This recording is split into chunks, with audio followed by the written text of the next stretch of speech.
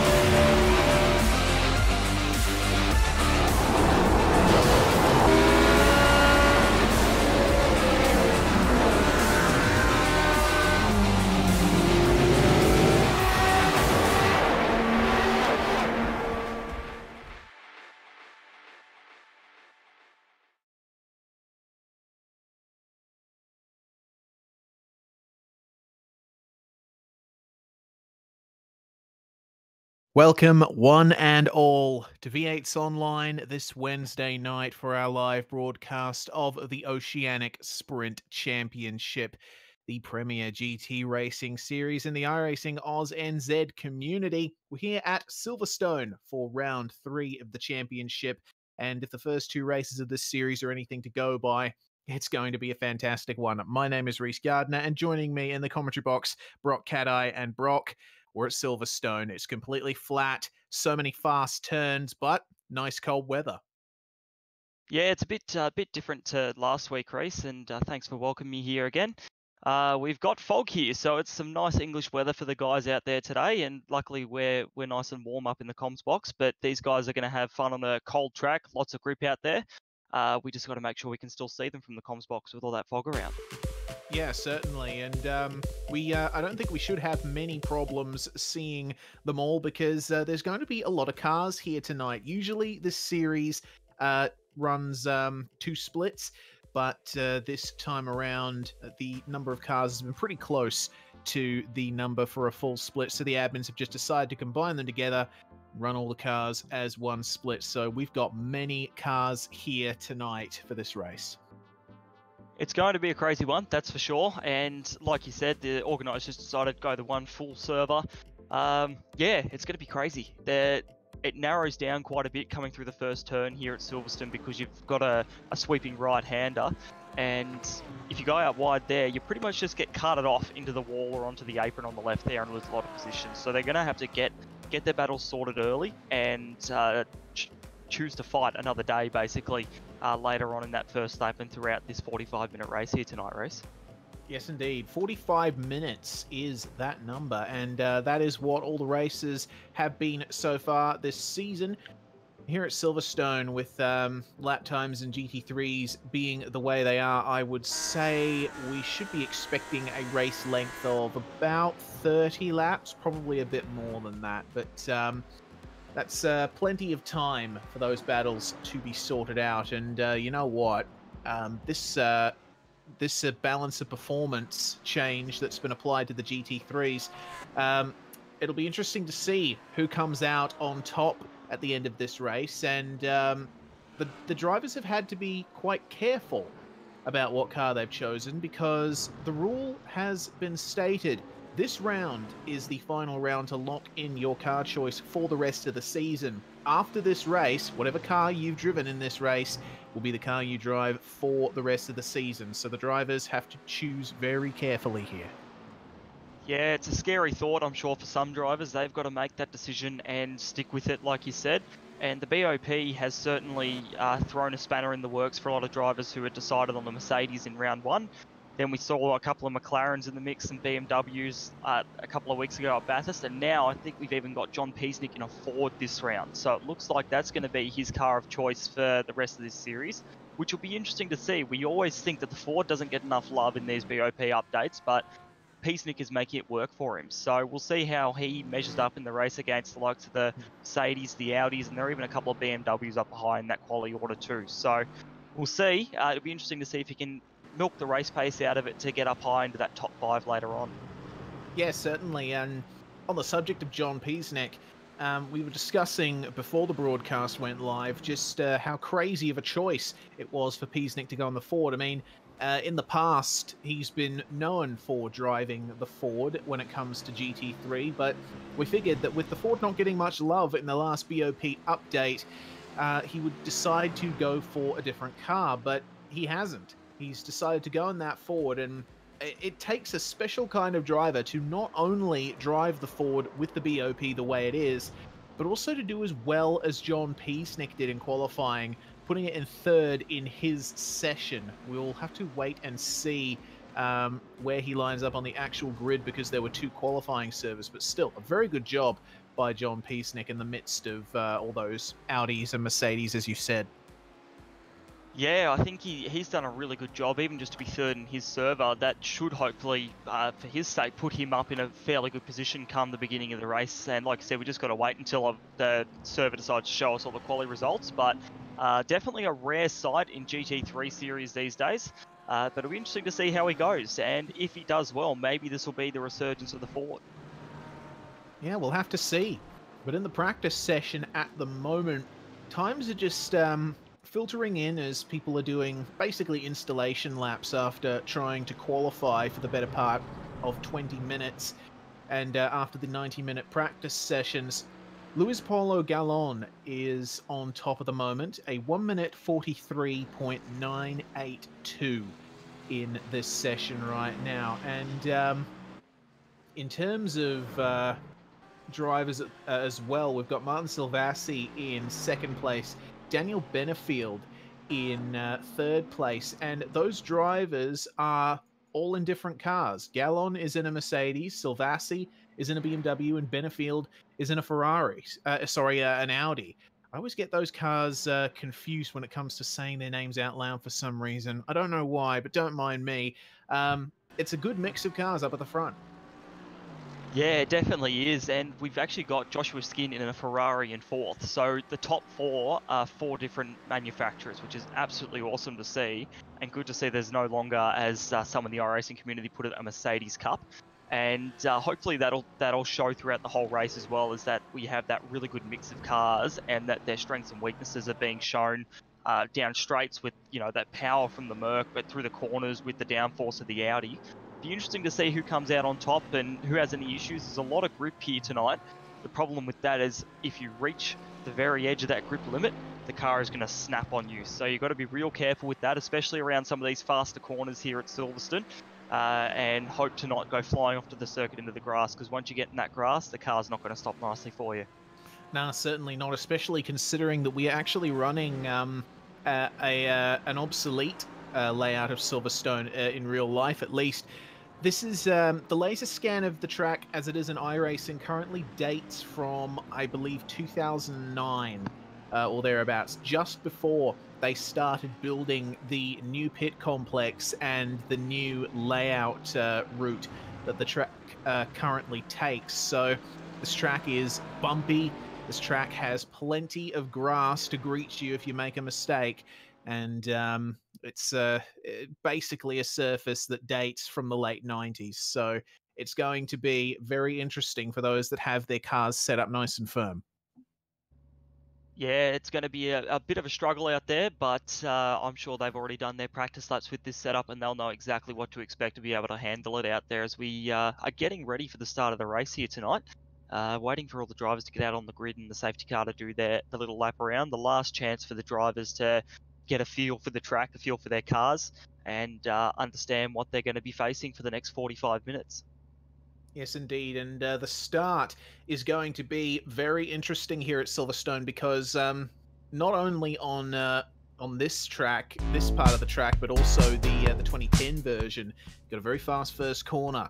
The grid is up on the screen now. Craig Edwards and Blake Neck make it a Fusion Sim Racing 1-2 in the Audis, with Damien McPhee behind them. Ross Rizzo in fourth place, the first BMW on the grid. Luis Polo Gallon, the top Mercedes, in fifth place. Just behind him, Reese Gasol. John Peaceneck in the sole Ford in the field lines up in seventh spot as they finally start pulling away from the starting grid. Eighth is Adam Briggs. Ninth, Trent Thomas. And rounding out the top 10 is All-Star Motorsports' Thomas Hinz. And in 11th, we've got Jacob Schooley. 12th is Martin Svilvassi, sorry that I mispronounced that. 13th is Brad D. Watson. 14th, we have Daniel Benefield. 15th, Gary Hamilton. 16th is Murray Walpole.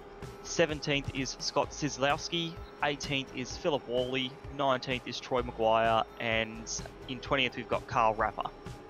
Joshua Skin in car 999 lines up in 21st place, and Leighton Fine is going to take up position number 22. Liam Burns for Performance Sim Sports in 23rd position.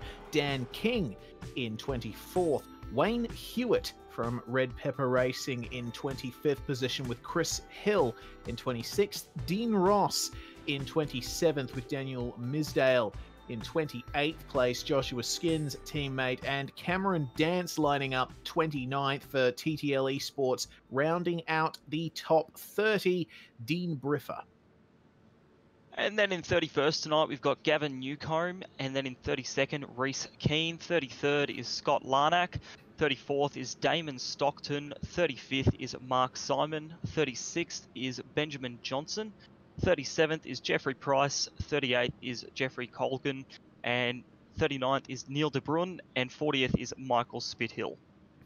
And finishing off your field tonight for round 3 of the Oceanic Sprint Championship here at Silverstone, we've got Matthew Huppatz in 41st, Brenton Hawkins in 42nd, Aaron O'Brien in 43rd, and the final 44th place on the grid is taken up by Stephen Grimer. Now, they're coming, the end of the field is just trailing through Stowe Corner at the moment. And if we were running the current layout of the track, they'd just be coming up to the start, coming out of Club Corner. But they've still got half the lap to go before they come around to the start-finish line for the opening laps. And Brock, this section of the track that unfortunately is no longer with us, at least in pure racing form anyway, is a very interesting one. They got a heavy braking zone up to this chicane here at Abbey, and then they've got a final sector that's very different from the rest of the track. It's basically a bit of a lift here through the dip for Bridge Corner, but then you got Priory, Brooklands, and Luffield, the 3 slowest corners on the track, aside from the entry to Club, and that is quite a test if you've set your car up with low downforce.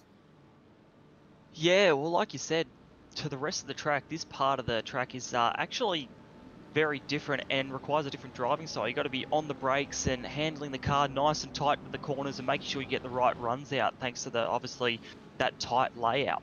So they're just coming around the last turn now, Reese, as we wait for the safety car to head in. Yes, indeed. So the field is going to come under the control of Craig Edwards as the pace car gets into the pits.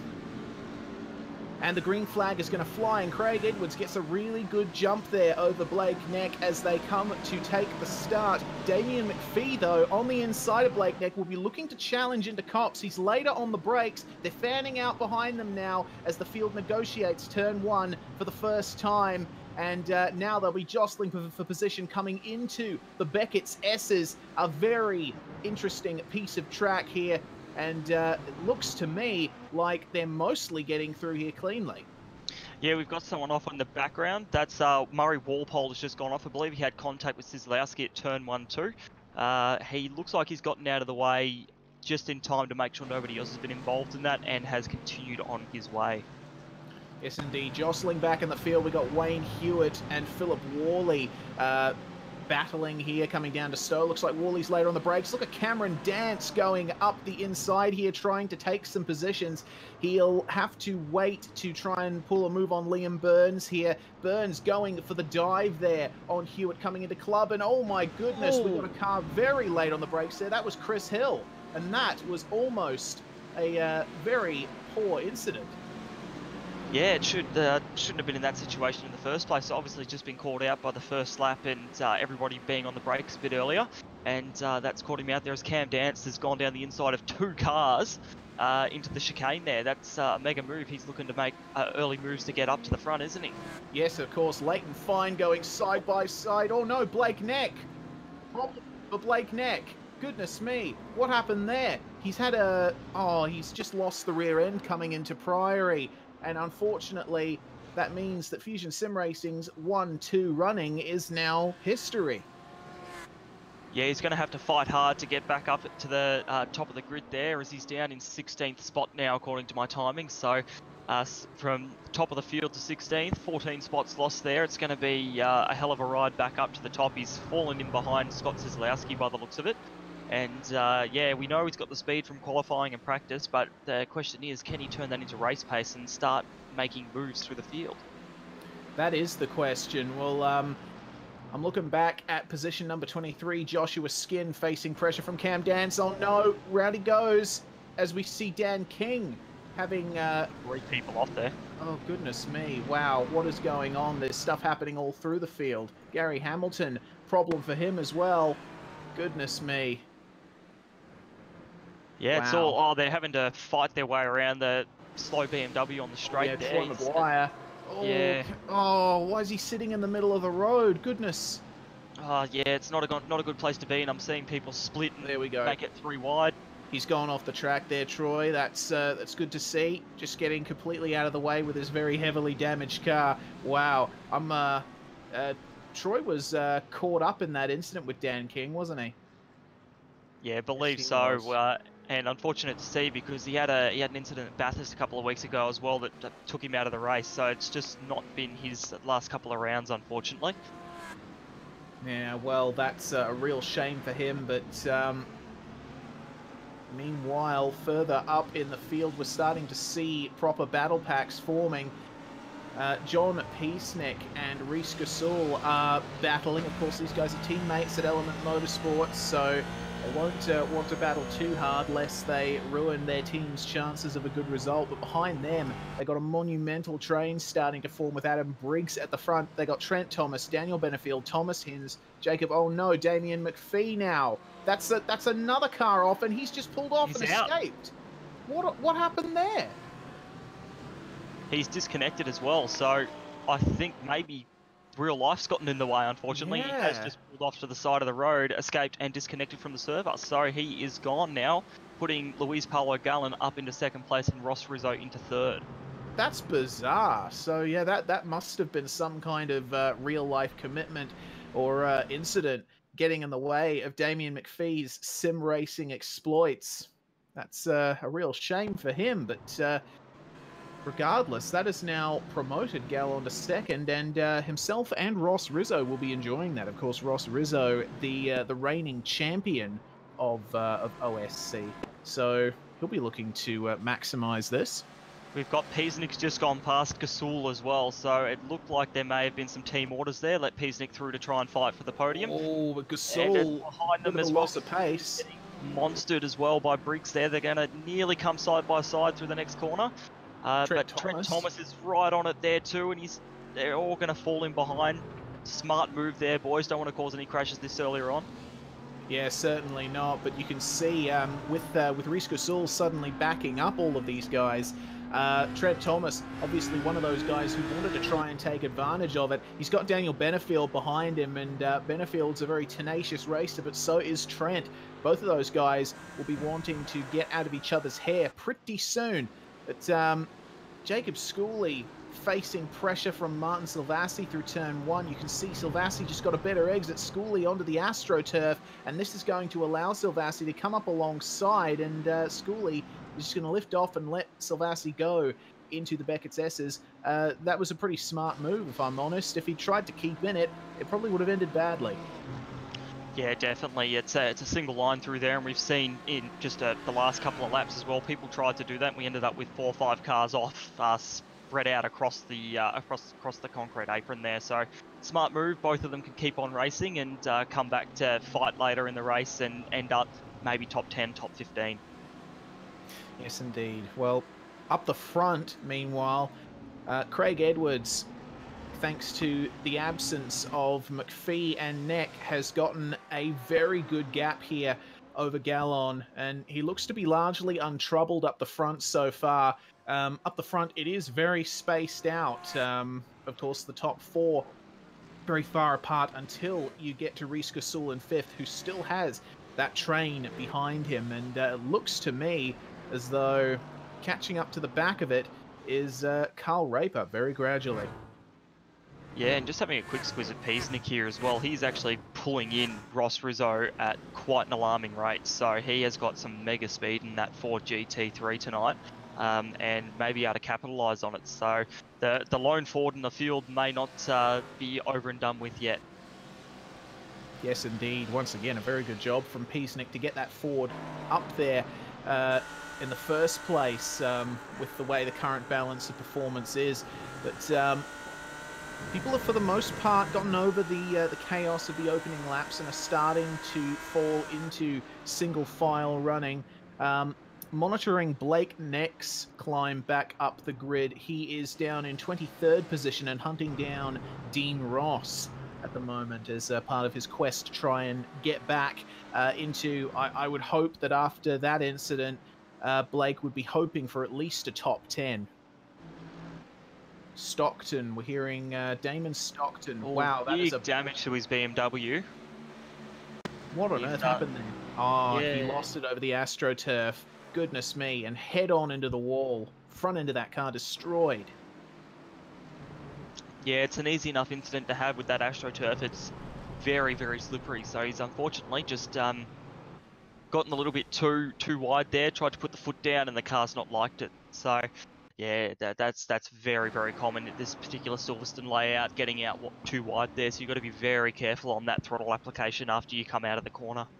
Yep, we've got a big battle at the moment. Liam Burns versus Cam Dance, and Dance is just trying to go through Abbey here, but Burns is going to hold on through the right-hander, or is he going to, though? It looks like Dance just had the traction. That means that Cam has made his way up to 16th now from 29th. That's a very impressive run so far. Yeah, so far he is our biggest mover up the grid. That's 13 spots there, so he's on a charge at the moment, and I can see him potentially moving up even further. He's got some mega pace and obviously just couldn't quite get the quali pace in there. Got another big fight going on. Dan King and Carl Raper here coming into turn 1. Dan King going for the defensive line. Raper, though, is going to try and go for the over-under on the exit of Cops. Meanwhile, they got Leighton Fine behind them wanting to get in on this as well. They come into the Beckett's S's almost side by side. Dan King retains the lead of that train, and look at how much pace Carl Raper lost in that one corner. He's now backed Leighton Fine then into Philip Worley, and Dan has gotten a very good run out of that section of track. And wow, Cam Dance is right behind them, so this could be some more positions for Mr. Dance. Yeah, right now Cam isn't having to work too hard for his money because these guys, they're backing up the field right into him. So the way Cam's been scything through them, he may well grab all those positions pretty soon. Yes, indeed. Wow, have a look at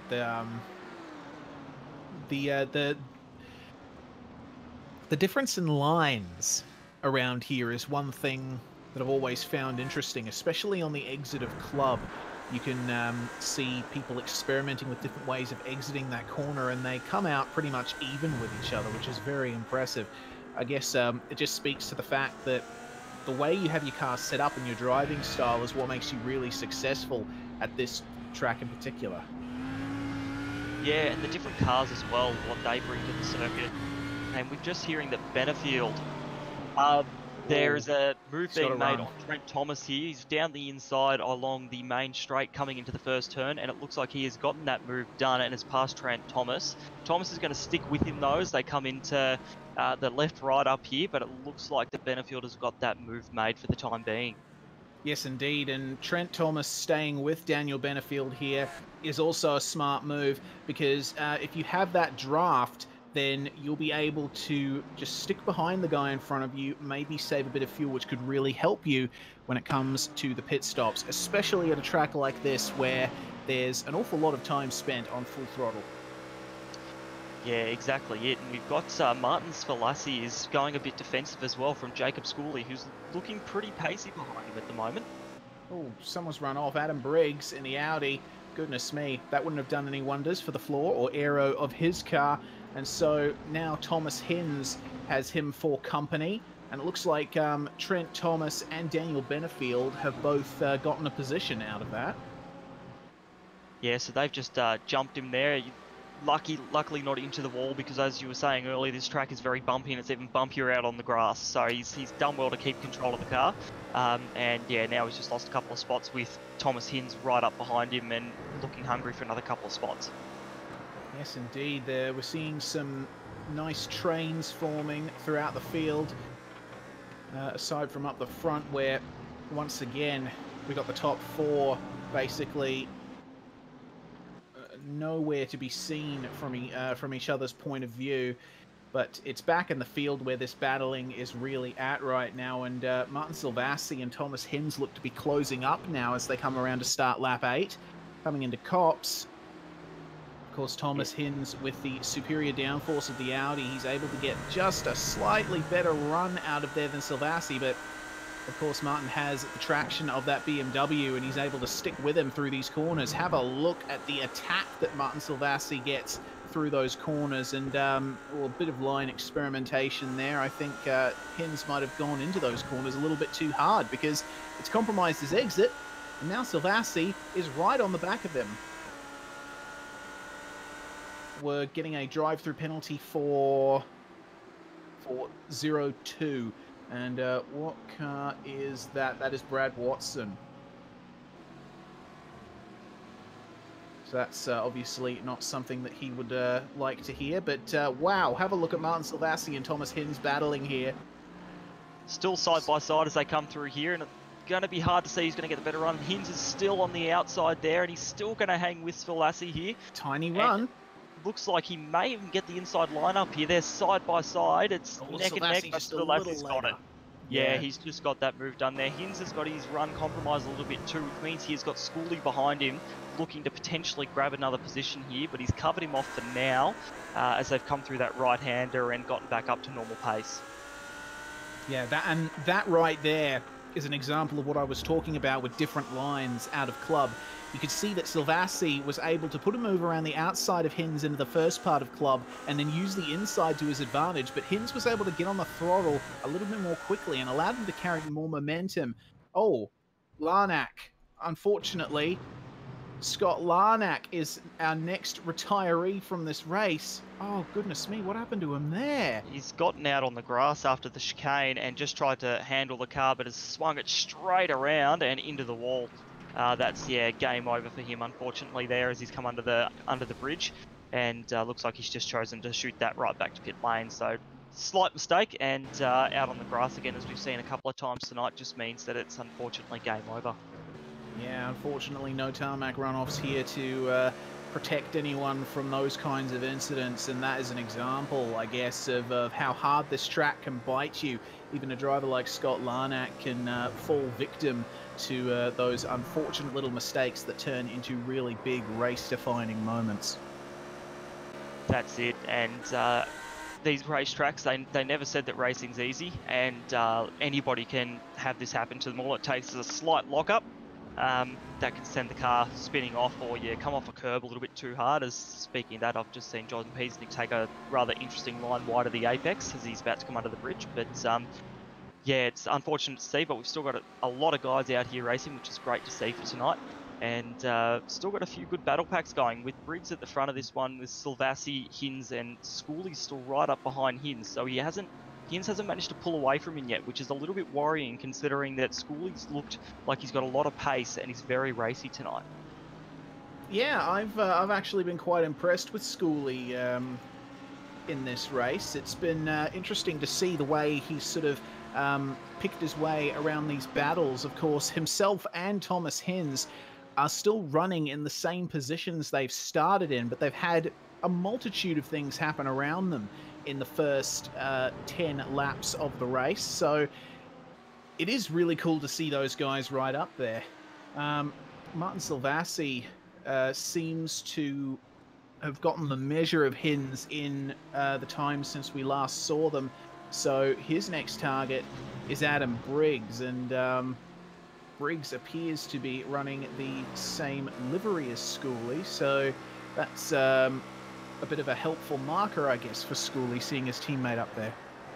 Yeah, Silvassi and Hins are stuck in a bit of a sandwich with Briggs and Schooley on either side there, so if need be, Schooley can try work his way through and give Briggs a bit of a hand if Silvassi thinks a bit more seriously about going down the inside. So we're actually just about to come up to about half race distance. That has absolutely flown. These guys are keeping us busy with their big battles going on. And just moving back to Cameron Dance, Carl Rapper and Dan King, they have actually let Philip Worley and Scott Kozlowski come up onto the back of this little pack. Leighton Fine, of course, is the first driver they're going to come up to, and we could see some more moves here. Cam Dance has already made it past Leighton Fine, and his next target is Carl Rapper.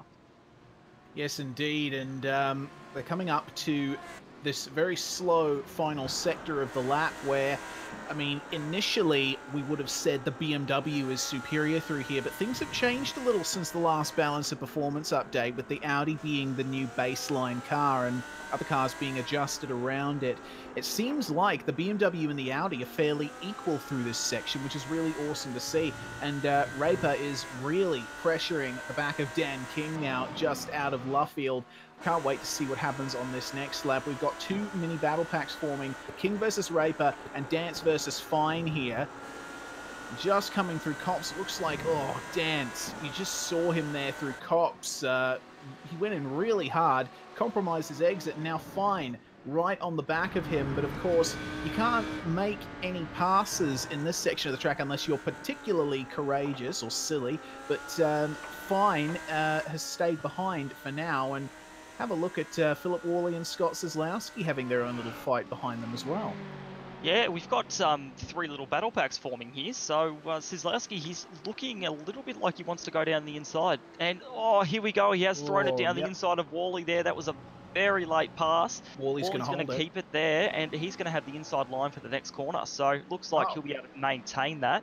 No, Kozlowski has gotten by him and will keep moving up, potentially up onto the back of Fine, depending on how much he gets held up by this pack ahead. Yeah, it seems like Worley was just driving with the long game in mind there. Just figured he'd let Kozlowski by on the entry to the corner, not try and force the issue, because I think both of those drivers can see that they are slowly creeping up on the back of this battle pack in front of them. And instead of battling amongst themselves, they need to work together to get up to the back of these guys, possibly have a greater net gain for the both of them. Yeah, well, that's it. And also a bit of fuel saving for Worley as well, being so close behind Kozlowski. So he'll be able to, it's a bit of a double whammy, potentially pushing himself up further in the field, getting a few more points, as well as also some fuel savings. We've got Leighton Fine has actually pulled off into the lane to get his pit stop over and done with for the night. And we've got Adam Briggs as well. And Briggs has actually spun out at turn 1. Oh dear. That is no good. Wow, he's off there at the exit of Cops right there. Now, how did that happen? Looks like, oh, he caught the grass, I think, on entry, and it just unsettled his car. Yeah. That's very unfortunate for Briggs. So now he's got Scott Kozlowski for very close company. Yeah, Scott's right there in his Mercedes, and we know that Mercedes has some really nice straight line speed compared to the Audi. He is very close behind him now. We'll wonder if we'll see that late minute dive that Scott did last lap.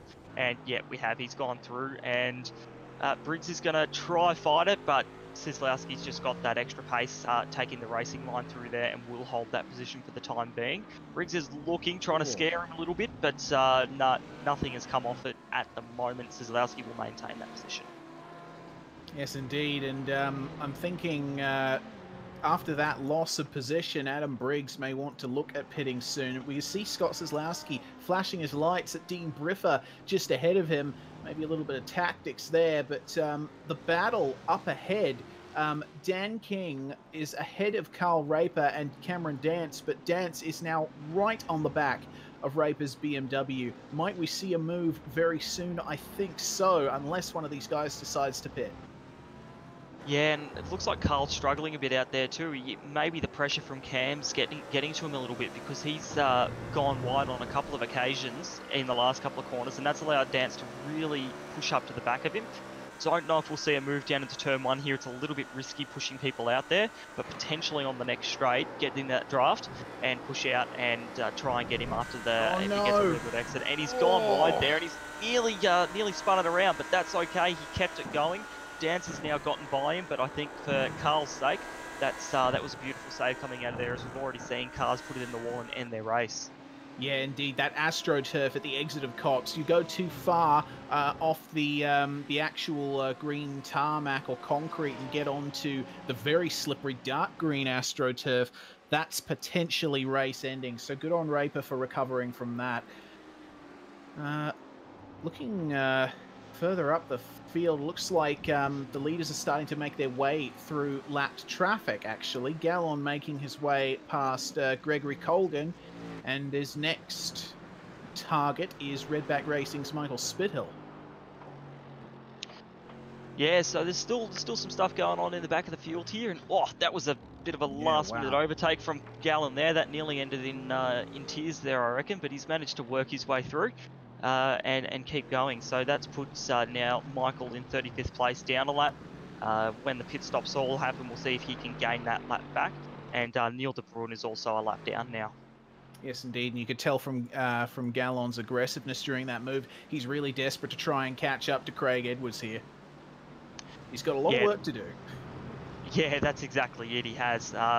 Craig's been pulling away the whole race, and it's only been bit by bit, but it's been blown out now to nearly a 5.7 second lead over Luis Paulo Gallon, and then that stretches back to 7.7 back to Ross Rizzo. So Craig is comfortable out there at front in the moment, and I reckon he's just going to be cruising, trying to make it to the end, not making any silly mistakes, and for his sake, hopefully taking a win for FSR tonight. Got Dan King and Cameron Dance. They're actually battling real hard right now. Dance has fallen off just a little bit, but caught up again. King slammed on the brakes through there, so must have been flowing a bit too fast. Dance is coming right up behind him, coming on the straight now, and nearly ran off the track there. So he's pushing hard. He wants to make up these positions. He's not happy with his qualifying, and he's right up behind. He'd be on the cusp of the 10 if he got past Dan King, but he's going to come back in behind here, Reese, playing smart, not wanting to take anyone out or end his race. That's exactly right. And just behind them, I noticed some very hard battling going on between Raper, Briggs, and Worley. They almost had a coming together through Cops on earlier on in this lap. So that's a battle to watch. Matthew Huppert's is actually right in the middle of all of this as a lapped car. So we're hearing that Peacenik is catching Rizzo as well. Yeah, actually, have a look at that. Under a second, he's right on the back of him now, and I think lap traffic had something to do with that, because I was observing Rizzo as we were talking about Gallon, and Rizzo was having a few problems with traffic through the faster parts of the circuit. Yeah, that gap was about 1.4 seconds, but it's been cut down to about 8/10 now. So Peasnick is right there. He's got some impressive form in a car that, for all intents and purposes, was pretty much a dead car in the GT3 scene. So he's pushing hard, and he can taste that podium and the points that come with it up ahead of him. And I think he wants to show off a little bit what this Ford's got and what he can do with it. Yeah, certainly. Well, having a look at his last lap, he was about 0.5 of a second faster than Ross Rizzo on the last lap, so he's certainly got the pace to back that up. So we'll check in on him a little bit later, see how he's gone as he goes very deep into club, but still manages to pull it up. Looking at Carl Raper, actually, this is quite the battle happening right now. Adam Briggs, he's seen the door left open at Stowe on the inside, but he's not quite able to get it done there. And coming through Vale and then into club, you can see Briggs is just thinking, you have the ability to get by Raper here. It's just a case of sticking the nose in there and committing to the move. As they come out of club, let's see what kind of run Briggs gets, and if he's going to try and make a move at Abbey, I don't think there's going to be any late dives here. But yeah, they stay line astern through Abbey, and now they come up to the final sector once again, where we have a few more overtaking opportunities. Coming through Priory over the crest here, we come down to Brooklands, which is a hairpin, but unfortunately... Oh, hang on a minute. Raper running wide in the middle of Brooklands, yeah. And coming through Luffield, he's continuing to struggle a bit with that steering wheel. Excuse me. But, yeah, it looks like Briggs has just been able to get back in there slightly through Luffield. Carl Raper may be struggling with mid-corner grip here. Oh, have a look at that, almost backing it into Copse there. That was some aggressive turn in, and that's ruined his run out of that corner. And Adam Briggs is going to try and go around the outside into the S's. No! Very close. Yeah, that was some very close racing there, and yeah, he can see that Raper's struggling. I reckon he should have just pulled him behind and tried to get the run out of here. Raper's obviously, he's struggling for mid-corner grip, or he's pushing a bit too hard and just breaking that grip line, basically. So Briggs he's obviously really itching to get past him. He's going to try again here, and he's up under him, and it looks like they're going to run side by side. They've made contact, and that has sent Raper off the course there and across the circuit into the wall. That would be Raper's race over, unfortunately. Yeah. That's really unfortunate for that battle that Raper's ended up out of it. Yeah. We got a CPR Carton Sim Parts replay up on the screen here. We can see Briggs going in for the move, and it looks like Raper thought maybe I can square off this last part of the corner, try and get a run, but unfortunately Briggs was already tracking out to the outside of the circuit. They made side-by-side contact, and Raper didn't really have anywhere to go other than that very bumpy grass, and then of that transition onto the access road. That just he was just a passenger from then on. Good that he didn't get into Philip Worley at all. Yeah, that's unfortunately those bumps we've seen all around Silverstone, the bumps have undone some people across the course of the race. So, and we've got Rizzo and Peasnick on screen, and Peasnick has caught right up to the back, and it's 0.5 now, the gap, half a second, considering how far Peasnick was at the start of the race from the back of Rizzo there. He is now caught right up. He is in the draft. It is on for third place, Reese. Yeah, it certainly is. And have a look at that very wide line that Peasnick is taking in the Ford. I don't know how intentional that was, but he certainly reckons that he's got the braking performance down pat in that car, not taking the wide entries to most corners, taking that very V-shaped line and using the mid-corner rotation of the car to try and get it done. But unfortunately, it doesn't quite work coming out of club. He's lost a little bit of ground to Rizzo, but we'll see what happens when they get to the final sector of the circuit. Through the Abbey chicane they go for the 17th time, and this will be where Peasnick probably makes up quite a bit of his time with his aggressive entries, because really the way you take Priory and Brooklands doesn't matter all that much. It's your exit from Luffield that determines what your final sector time is going to be. And you can see Rizzo sort of squaring off the corner in kind of a double apex sort of arrangement, while Peasnick kept to that single apex, hug the inside sort of deal. Now, as they come down to comps, you could see that Peasnick was very strong coming into Stowe Corner, so he's probably gaining his time through this section of the circuit. We'll see how they go through the Beckett's S's this time around. You can already see Peasnick gaining slightly on Rizzo. He's just over-rotating the car slightly, but that's what you want in this section. He's right on the back, almost. Just a couple of car legs separating him and Rizzo coming out of Chapel and onto the hangar straight, but he's not quite able to get up to the back of Rizzo this time. Yeah, he's pushing hard and really trying to make the most of this Ford in all of its beauty and all of its strengths that it has. So this plays on what you were saying before about the strengths and weaknesses of each car. He's run a little bit wide there, but nothing too bad, not quite as bad as what Raper did, and he's almost wiggling a little bit under brakes there too. So that just shows that ABS is kicking in and he is pushing his absolute heart out. But in saying that, he has actually just gained a 10th on Rizzo just through those last couple of corners. So he wants this third place, and the way he's driving this Ford is obviously working. He's a little bit wide there at the entry to the Abbey chicane, but he's gathered it all back up and has not lost too much time to Rizzo.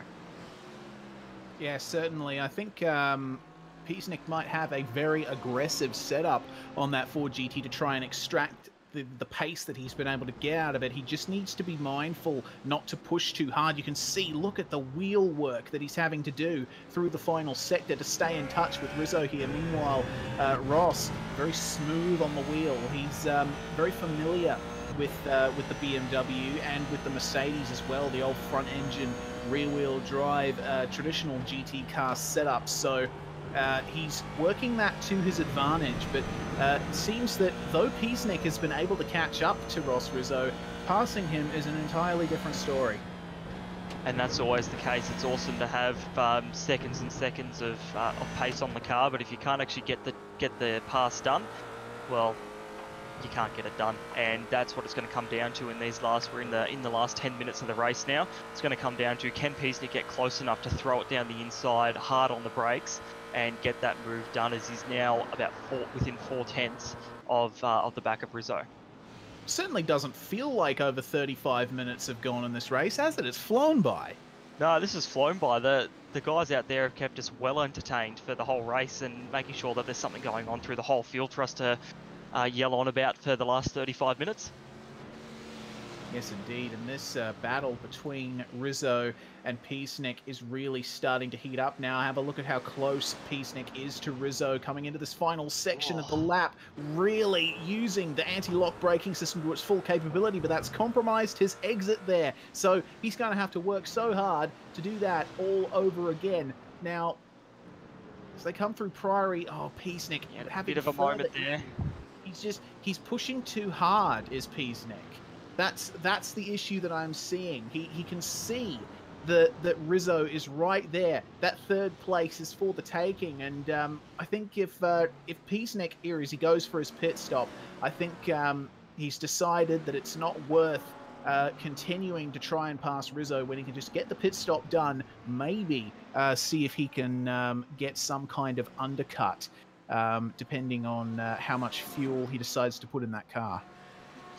Yeah, completely agree there. Peasnick is, I would say, is hoping to come out in no traffic, get a couple of good laps in. Rizzo will come in and hopefully he'll, for obviously Peasnick, he's going to hope to jump Rizzo and get onto the podium. But I'd say it's going to be very, very close between the two of them, with both of them having immense pace in their respective cars. And I'd say if they've both got fuel programs running, there won't be too much variance in how much fuel they put in. Certainly not. Scott Kozlowski also pulling into the pits. Just stopped there in his Mercedes. Very, very big save we're hearing for the number 78 car. That's Gregory Colgan. We got a CPR Kart and SimParts replay up at the moment of said incident at turn 1. Goodness me. And that is an example of another very lucky save. Running on the AstroTurf out of turn 1 and just, wow. And goodness me, if that had happened a moment later, he might have cleaned up Peasnick as he was coming out of the pits. Yeah, that was very close there, and very good car control to actually get that car back going straight again. But like you said, if it had been 2-3 seconds later that he come around that turn, that could have taken Peasnick right out of this race, and I can assure you that would have left a very angry John Peasnick on his end of the steering wheel. Yeah, certainly. Well, having a look at Peasnick, he has come out just behind the battle between Cam Dance and Dan King, and neither of these guys have pitted yet, so we're going to have to wait for them to complete their pit stop to see where Peasnick really sits in relation to the rest of the field. And looking up the front, it seems as though there hasn't been much change. Nobody else has pitted up the front. Yeah, we've got Thomas Hinds has popped in as well into the pits and is currently getting his service. And we've got anyone else has jumped in there yet? So Dan King is in there as well. Briggs too. So a lot of these guys have left their pit stop to the very last stage of the race. In the midst of all that, I'm interested to see where Leighton Fine comes out in all of this, because he was the first to take his pit stop. Dan King is already away. Very short pit stops for these guys here. Yeah, so Peasnick, just to compare a little bit, 30.8 seconds was Peasnick's pit stop, and that's one of the fastest in the field right now. Only one to beat him is Trent Thomas and Dan King with 30.5 seconds. So it looks like Peasnick has done the bare minimum of fuel for the rest of this race for the final 5 minutes here, and will hopefully have enough fuel to make it to the end. Some of the other drivers have been 31 to 33 second stops. Yeah, that is correct. Well, I'm looking at Ross Rizzo right now as he's coming up to the final couple of corners of the lap. We'll see if he stays right out of Luffield to take his pit stop. He just makes his way past lap traffic. No, does not go, but the leaders are in. Gallon and Edwards, both of them. So that's interesting. Rizzo's going to keep going, and he hasn't got a lot more time up his sleeve to actually take this pit stop. So I'd say next lap we'll expect him in. And it'll be interesting to see where Peasnick comes out in relation to Gallon and Edwards. Edwards, I'd say, will be safely in the lead, but Gallon wasn't too far up the road from Peasnick. So depending on fuel drops and how much speed Peasnick showed in the last few laps, we may well see him drawing it a bit closer. But we'll see what happens with Rizzo here. He's still pushing on. He's got a bit of clear track ahead of him as well. Bit of traffic up the road, but still a bit, probably still about another 5 seconds away from him. So I'll be interested to see when he takes that pit stop and how long he's going to stop for. Yes, indeed. That is going to be the order of the day. Scott Kozlowski and Leighton Fine have found themselves in a battle here. So the first man to pit versus one of the ocean of drivers that have pitted in the last 5 minutes. So Fine will be in a rhythm, but Kozlowski won't be, as they both go wide off turn 1. And wow, goodness me, that wouldn't have worked out too well for Fine. It looks like he lost more time out of that than Kozlowski did. Yeah, well, Fine ran straight off onto the apron, so he knew that if you're on that Astro, you'd probably spin around. So he's probably lost a little bit more time from doing that and coming out of the accelerator, whereas Kozlowski's decided to push on with it, and that's gained him a little bit of time. Not much, but a little bit. Indeed, it has. Now, Ross Rizzo is now coming into the pits, so this is going to be what defines the battle for third place here. It's all on to Rizzo to absolutely nail this pit stop and see if his extra laps running in clear air have given him an advantage over John Peasnick. Speaking of Peasnick, he is just making his way into Luffield now, so it's going to be close between these guys. Yeah, Peasnick, it looks like he's had a fairly clean end to this lap, so he's going to be pushing hard at the end here. Ross Rizzo's still in pit lane. He's just leaving now. This is going to be very close, but Rizzo is, yeah, it looks like he might just jump him here as Peasnick comes around the first turn, and Rizzo looks to have gotten up to speed just in time, and maybe even, yeah, it looks like he's gained some time there. He has. Rizzo was a 30.7 second pit stop, so identical to Peasnick. So Peasnick has lost time coming out of his pit stop compared to when Rizzo has come in for his. That'd be traffic, undoubtedly, because I noticed that Peasnick was having to pick his way past a few cars in the ensuing time between his and Rizzo's pit stops. Meanwhile, Ross had a quite a clean run into his pit stop. So that really shows you how much lap traffic can affect your race. And now Peacenik, well, he hasn't got much time left to try and catch back up to Rizzo. I'm unsure if he can do it. Silvassi and Thomas, meanwhile, involved in a fight for 6th place. And in the background there, we've also got Hins. Oh, sorry, that's Hins in a lapped car there, my mistake. So Thomas looks to be holding Silvassi off at the moment, but for how long is the question. We've seen that Silvassi has been quite pushy this race. He's been wanting to get through and make moves. He's in 8th place at the moment with Trent Thomas in 7th. So they've got a lap or two remaining at the moment to sort out who's going to come 7th, who's going to come 8th. We've seen some great battling tonight, and seeing these guys battle it to the end will just make that all the better. Yeah, it certainly will. This race has been fantastic, if I'm honest. I certainly wasn't expecting to have action basically non-stop throughout the entire event. We've always had something to talk about here, Brock, which has been really good to see. I can definitely tell you I'm not bored with this race. It's been a great one, and these guys, Thomas and Silvassi, are still very, very close. Silvassi is right on him coming through turn 1, but he's run a little bit wide and gotten a little bit out of shape through there, through the apex, and has dropped a little bit off of Thomas. So yeah, this is going to be an exciting end to this race for a few of the drivers throughout the field. Cam Dance is probably just a little bit too far off from the behind of Fine, so he's sitting in 15th, which is still 14 places made up on where he started, which is a mega effort. And Blake Neck's back in the top 10 as well. That's a pretty impressive run. Yeah, well, for a guy that slid all the way back down the order, I think it was 23rd at his lowest. He's made up those positions in what has been a very competitive field tonight, and also a field that hasn't given up positions easily. So he's pushed hard and made that Audi work for him, and yeah, congratulations to him after having that early spin. Yes, indeed. So looks like he would have achieved what I would think his goal would have been of scraping back into the top 10. And we're just hearing from Mr. Kennedy, our director, that Blake is currently the fastest car on track. He just did a 43.6 last lap, so incredible pace. Yeah, for these late stages of the race, where the tyres aren't going to be behaving as nicely for you, we look at the leaders. See what Craig Edwards has been doing for 43.5. 43.5. So still, Blake Neck is still flying at the moment, and unfortunately, because he had that spin a bit earlier on, he's a bit further down in the pack, but still showing that he's got the pace to match it with the big guys up the top.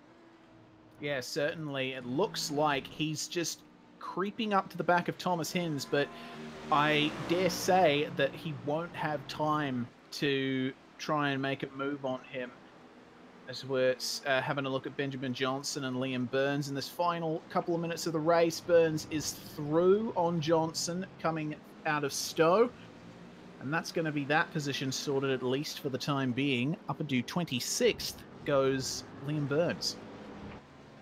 Yeah, so still lots of battles going on throughout the packs, and great to see so many, such a variety of GT3 cars. You know, it's not just Audi and Mercedes anymore. We've got BMWs, Mercedes, Audis, Ferraris, and a Ford in this race. I don't think I've seen a McLaren though, so that might be the only one we're missing out on this round. Yeah, that's exactly right. No one in a McLaren at the moment, which is really interesting to see. There was always one or two McLarens. I know that McPhee and Peacenik both ran McLarens last round at Bathurst, but looks like no one's decided on that car. Now, is it the final lap? Next lap will be the final lap of this race, and Craig Edwards is just rounding Luffield for the final time, coming out of there through Woodcote to start this 26th and now what will be final lap of the Oceanic Sprint Championship at Silverstone. And I mean, what a run from Edwards. He hasn't been troubled at all race. No, he got it. And we've just actually had someone in the wall at turn 1 there, a CMR car. Yeah, that's Benjamin Johnson. Wow. Okay, so looks like he's just lost it under brakes coming into Cops and ran across the inside of the corner. That is a real shame for him. And he nearly had it caught there too, but it just kicked out again on the exit there and into the wall. So he may be able to creep it to the end there. It looks like the damage isn't too bad. and try at least pick up some points for this round and push them through for the rest of the season. Yes, indeed. Well, on this final lap, there's pressure on 3 Audi drivers in particular, 14th to 16th, Leighton Fine, Cameron Dance and Adam Briggs. These guys are very close together, and have a look at Briggs. Oh, goodness me, how was he able to hold that? He had to back out of the throttle, so he's lost time to Cameron Dance. I don't think he'll be able to gain it back unless this battle between Dance and Fine really heats up. So they've only got 2/3 of a lap of Silverstone left to try and sort out which position they're going to follow as the clock hits 0. And our race leader, Craig Edwards, is just coming into the final sector. And what can you really say, Brock? A fantastic drive. He's been in a class of his own the whole race. You know, now he's 7.5 seconds from Luis Paulo Gallon, and right from the start when he got the jump on Neck as well, he's just been out the front and making sure that everyone knows he's here to win. So a great race from Craig Edwards as he comes across the start-finish line and has taken the win for round 3 of the GT Leagues Australia Oceanic Sprint Championship. Luis Paulo Gallon comes home in a comfortable second from Ross Rizzo, and unfortunately John Peaceneck, despite getting very close to Rizzo, misses out on the podium positions. Now, how is this battle going to finish between Leighton Fine, Cameron Dance and Adam Briggs? The Audi trio, Dance, of course, starting in position number 29, Fine from position 14, Adam Briggs fallen back to 16th from 8th. Looks like Dance is very close. Yeah, none of them will have a change. Close enough, yeah. So it looks like it's going to finish this way. Fine's going to end up, by the looks of it, 14th, Dance 15th, and then Adam Briggs in 16th. So well done to Dance as well. He made his way up 14 positions. As we're having a look at Burns and Misdale now, as they're finishing up their race. Yeah, these guys coming around now just to finish up the last part of this lap here. And yeah, Misdale's car's looking potentially a little banged up from the race. Not too many banged up cars up at the front, not too much bumping and running. No big walls to run into or anything tonight, unlike our last round at Bathurst. Yeah, certainly. Silverstone, a very open circuit, but yeah, it's no less hard on the cars as Liam Burns exits the final corner and will hold off Dean Ross for 26th position.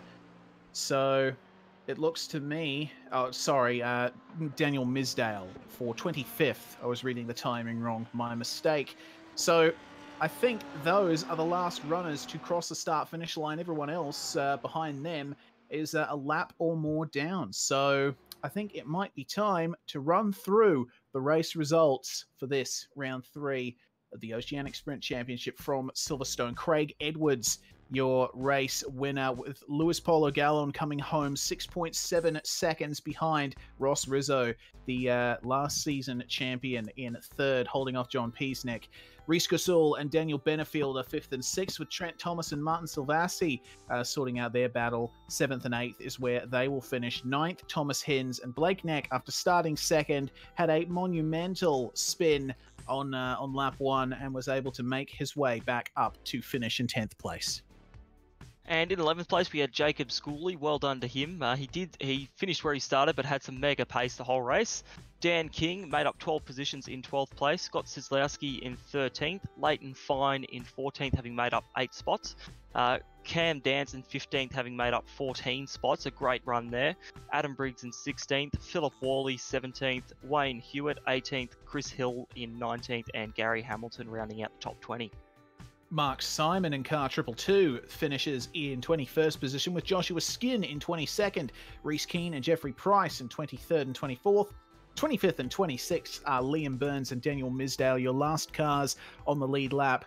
And then your first car a lap down, Dean Ross in 27th, Benjamin Johnson in 28th, 29th, Aaron O'Brien, and rounding out the top 30, Dean Briffer. And in 31st, we have Michael Spithill, 32nd, Gregory Colgan, 33rd, Brenton Hawkins, 34th, Stephen Grimer, 35th, Neil De Bruyn, 36th, we've got Matthew Helparts, 37th, we have Gavin Newcombe, and then I believe from there on down are our non-finishers for the night in Carl Raper, 38th, Damon Stockton, 39th, Scott Larnack in 40th. Yep, and rounding out your field and the other retirements from this race, we have Brad Watson, Murray Walpole, Damien McPhee, especially unfortunate for him considering he started in third, and then Troy Maguire, a very unfortunate way to finish his race, 24 laps down on the leaders in final and 44th position. Now, coming into the end of this broadcast, we should probably bring in our race winner for a chat. And we have Craig Edwards on the line. Craig, congratulations on the win. A very good performance from you.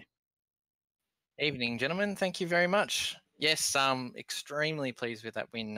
I mentioned in the Discord just before, what am I doing on pole? And then someone said, what am I doing winning? So I was very, very surprised. Of course. And, you and Blake next started 1-2, but unfortunately, Blake had a spin early on in the race. Do you think that you guys would have been able to carry through to finish 1-2 had that not happened? I was feeling pretty confident after a couple of laps seeing the gap grow. Blake in practice was exactly the same pace as me, so I'm sure he could have done it. I saw he did a brilliant drive to get back to 10th, so kudos to him. Awesome stuff, Craig. Well, before we let you go, is there anyone you would like to thank before you go off to celebrate? Yep, thanks, Reese. Love to thank the team first off. Great setup tonight.